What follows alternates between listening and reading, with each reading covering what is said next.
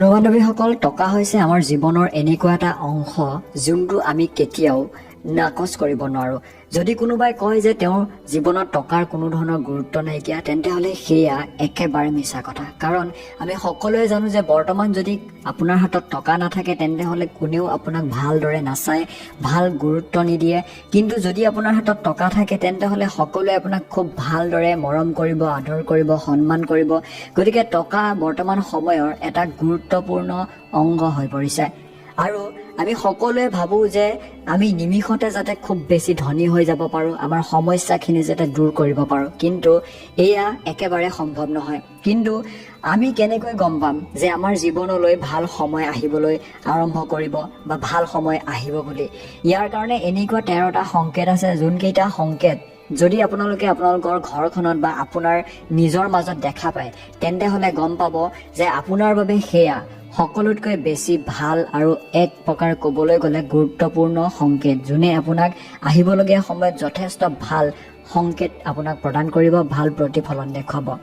মা লক্ষ্মীৰ আমাৰ ঘৰলৈ খুব সহজতে নাহে, অৰ্থাৎ এইটো ক'ব পাৰে যে ঘৰখনত মা লক্ষ্মীক ধৰি ৰখাটো খুবেই বেছি কঠিন কাম। আমি বহুতো সৰু সুৰা কাম কাজত, সৰু সুৰা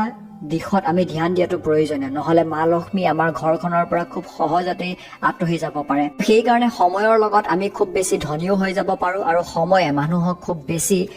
কংগাল বা ক'ব পাৰে যে খুব বেছি দুখীয়া কৰি দিয়ে। কিন্তু সেইকাৰণে মা লক্ষ্মীৰ কিছুমান সংকেত আছে, যোনখিনি যদি আপোনালোকৰ ঘৰত দেখা পায় তেন্তে হ'লে গম পাব যে সেয়া আপোনালোকৰ বাবে শুভ। লগতে শ্ৰীকৃষ্ণই কোৱা কিছুমান কথাও আপোনালোকে যদি আপোনালোকৰ মাজত দেখা পায় তেন্তে হ'লে সেইখিনিৰ জৰিয়তেও গম পাব যে আহিবলগীয়া সময় আপোনাৰ বাবে শুভ হৈছে। সেই 13টা সংকেতৰ বিষয়ে জনাৰ আগত আপোনালোকলৈ এটা সৰু অনুৰোধ, যদি ভাল লাগে এটা লাইক কৰিবলৈ নাপাহৰিব। কমেণ্ট বক্সত জয় মা লক্ষ্মী বা জয় শ্ৰীকৃষ্ণ বুলি লিখিবলৈ নাপাহৰিব। আৰু চেনেলটো যদি ছাবস্ক্ৰাইব কৰা নাই, ছাবস্ক্ৰাইব কৰি কাষতে থকা ঘণ্টাৰ নিচিনা সৰু ছবিটো চুই দিবলৈ নাপাহৰিব। প্ৰথমবিধ সংকেত হৈছে যে পৰুৱা। পৰুৱা দুই প্ৰকাৰৰ থাকে, ৰঙা আৰু কলা। যদি ৰঙা আপোনালোকৰ ঘৰত পৰুৱা থাকে তেন্তে হ'লে সেয়া অশুভ বুলি কৈছে, কিন্তু যদি আপোনালোকৰ ঘৰত কলা ৰঙৰ পৰুৱা দেখা পায় তেন্তে হ'লে সেয়া অত্যন্ত শুভ বুলি কৈছে। কলা ৰঙৰ পৰুৱা ঘৰখনত থকাটো মা লক্ষ্মীৰ এটা সংকেত বুলি মান্য কৰা হয়। শাস্ত্ৰ অনুসৰি কোৱা হৈছে যে ঘৰখনত কলা পৰুৱাৰ অৱস্থিতিয়ে ঘৰখনৰ বাবে এটা শুভ সময় কঢ়িয়াই অনাৰ সংকেত প্ৰদান কৰে। ঘৰখনত যদি আপুনি কলা ৰঙৰ পৰুৱাই গোল আকৃতি, অৰ্থাৎ খাৰু নিচিনা আকৃতি, গোলাকাৰ আকৃতি যদি কৰি থকা দেখা পায় তেন্তে হ'লে সেয়া একেবাৰে শুভ বুলি কৈছে। এতিয়া আপোনালোকে এইটো কৰিব যে সেই কলা পৰুৱা যদি ঘৰত দেখা পায় তেন্তে হ'লে তাৰ ওপৰত হালধি আৰু কুমকুম ছটিয়াই পেলাই প্ৰণাম কৰিবলৈ নাপাহৰিব। আপোনালোকক খাবলৈ আটা আৰু চেনি আপোনালোকে প্ৰদান কৰক। ৰঙৰ পৰুৱাক ঝাৰুৰে সাৰি পেলাই ঘৰৰ বাহিৰলৈ একেবাৰে নুলিয়াব। 2 নম্বৰ সংকেতটো হৈছে যে যদি ঘৰখনত আপোনালোকে জেঠী দেখা পায়, জেঠীকো মা লক্ষ্মীৰ সংকেত বা মা লক্ষ্মীৰ ৰূপ বুলি কোৱা হৈছে। যদি আপোনালোকৰ ঘৰৰ কোনোবা স্থানত 3টা জেঠীক একেলগে দেখা পায় তেন্তে হ'লে গম পাব যে আপোনালোকৰ ঘৰখনৰ বাবে সেয়া এটা ভাল সংকেত প্ৰদান কৰিছে। লগতে যদি কোনোবা জেঠীয়ে আন এটা জেঠীক খেদি ফুৰাও দেখা পায় তেন্তে হ'লে সেয়াও গম পাব যে আপোনালোকৰ ঘৰখনৰ বাবে এটা শুভ লক্ষণ বা শুভ দিশ দেখা পোৱা গৈছে। দীপাৱলীৰ দিনাখন তুলসীৰ গছত যদি আপোনালোকে জেঠী দেখা পায় সেয়াও অত্যন্ত শুভ বুলি মান্য কৰা হয়। কাৰণ বিশেষ যদি কোনো দিনত, বিশেষ কোনো গুৰুত্বপূৰ্ণ উৎসৱত যদি আপোনালোকে জেঠী দেখা পায় তেন্তে হ'লে সেই জেঠীৰ ওপৰত কুমকুম আৰু চাউল নিশ্চয়কৈ ছটিয়াই পেলাই প্ৰণাম কৰিবলৈ নাপাহৰিব। 3 নম্বৰৰ সংকেতবিধ হৈছে কিছুমান পক্ষীক বেয়া সংকেত বুলি কোৱা হয় আৰু কিছুমান পক্ষী ঘৰলৈ আহিলে শুভ সংকেত প্ৰদান কৰে। গতিকে আপোনাৰ ঘৰত যদি কোনোবা পক্ষীয়ে, ঘৰচিৰিকা হওক বা কপৌ চৰাই হওক, এনেকুৱা পক্ষীয়ে যদি আপোনালোকৰ ঘৰখনত বাঁহ সাজে তেন্তে হ'লে গম পাব যে সেয়া আপোনালোকৰ ঘৰখনৰ বাবে এটা শুভ সংকেতহে প্ৰদান কৰিছে। সেই বাঁহবোৰ, চৰাই বাঁহবোৰ কেতিয়াও নাভাঙিব আৰু সেই চৰাইবোৰ ঘৰৰ পৰা কেতিয়াও খেদি পঠিয়াবলৈ চেষ্টা নকৰিব। ইয়াৰ বিপৰীতে যদি আপোনালোকৰ ঘৰলৈ কাউৰী ঘনে ঘনে অহা দেখা পায় সেয়া এটা বেয়া সংকেতহে প্ৰদান কৰে। লগতে মা লক্ষ্মীৰ বাহন ফেঁচা যদি আপোনালোকৰ ঘৰলৈ আহে তেন্তে হ'লে সেয়াও এটা শুভ সংকেত বুলিহে প্ৰদান কৰা হৈছে। ইয়াৰ পিছৰ সংকেতবিধ হৈছে শংখৰ শব্দ। আপোনালোকে যদি নিতৌ পুৱা আৰু গধূলি বা দিনটোৰ কোনোবা সময়ত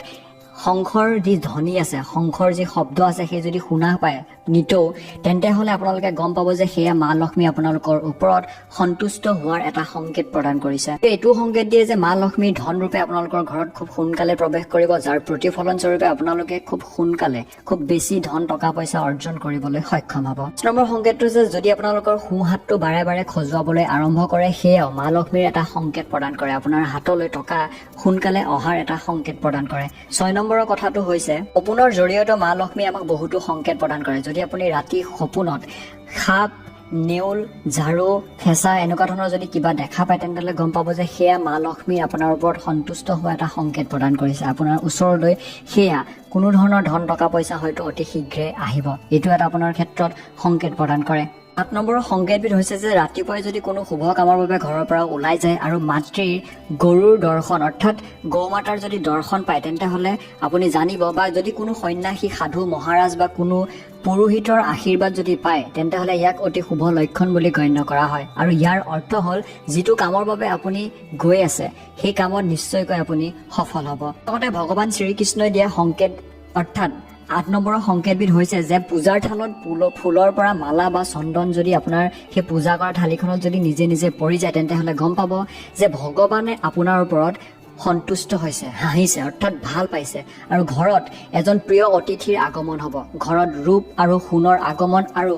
বাওঁফালৰ নাৰী আৰু আপোনাৰ এইটো ক'ব পাৰে যে আপোনাৰ পত্নী বা স্বামীৰ ক্ষেত্ৰত এটা ভাল সংকেত পাব ঘৰখনৰ বাবে শুভ প্ৰতিফলন আপোনালোকৰ কঢ়িয়াই অনাৰ এটা সংকেত প্ৰদান কৰে তাৰ সংকেতবিধ দিছে যে যদি কোনো কাৰণ নোহোৱাকৈ বহুত দিনৰ পৰা আপোনালোকৰ বহুত খৰচ হৈছে আৰু হঠাৎ আপোনালোকৰ সেই খৰচখিনি নোহোৱা হৈ গ'ল অৰ্থাৎ খৰচবোৰ কমিবলৈ আৰম্ভ কৰিলে তেন্তে হলে গম পাব যে টকাৰ নতুন উৎস আপোনালোকৰ বাবে মুকলি হ'বলৈ গৈ আছে অৰ্থাৎ এই লক্ষণবোৰৰ পৰা বুজিব পৰা যায় যে আপোনাৰ বেয়া সময়বোৰ আঁতৰিবলৈ আৰম্ভ কৰিছে আৰু টকা আপোনাৰ হাতলৈ অহাৰ এটা সংকেত প্ৰদান কৰিছে মা লক্ষ্মীৰ আপোনাৰ ঘৰত উপস্থিত হ'ব ঈশ্বৰৰ সংকেতবিধ হৈছে যে আমি সকলোৱে বিশ্বাস কৰোঁ ভগৱান সৰু ল'ৰা ছোৱালীৰ মাজত বাস কৰে যদি কোনো সৰু ল'ৰা ছোৱালী বা শিশুৱে আপোনাক দেখি বাৰে বাৰে হাঁহি মাৰে বা যদি তেওঁ আপোনাৰ ওচৰলৈ আহে বাৰে বাৰে আপোনাক লৈ ভয় নকৰে বা আপোনাৰ ঘৰলৈ আহে তেন্তে হলে গম পাব বা আপোনাৰ চোতালত যদি কোনো সৰু সৰু পোৱালীয়ে যদি আনন্দত খেলি থাকে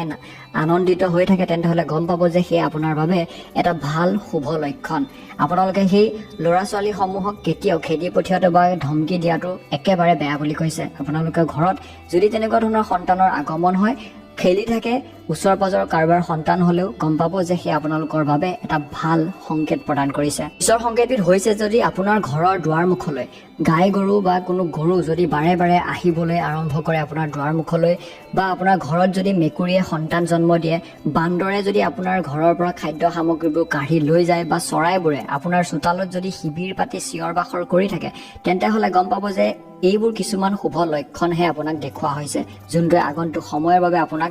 সংকেত প্ৰদান কৰিছে আপোনাৰ ঘৰখনৰ বাবে আহিবলগীয়া শুভ সময়খিনিৰ কাৰণে এটা ভাল সংকেত প্ৰদান কৰিছে ইয়াৰ পিছৰ সংকেতটো হৈছে যে যদি আপুনি অনুভৱ কৰিছে যে বহুবাৰ আপোনাৰ মনটো কোনো কাৰণ নোহোৱাকৈ আপুনি হাঁহি বা ফূৰ্তি কৰিবলৈ ধৰিছে তেন্তে আপোনাৰ মুখখন ফুল আৰু হাঁহিৰে ভৰি পৰিছে অৰ্থাৎ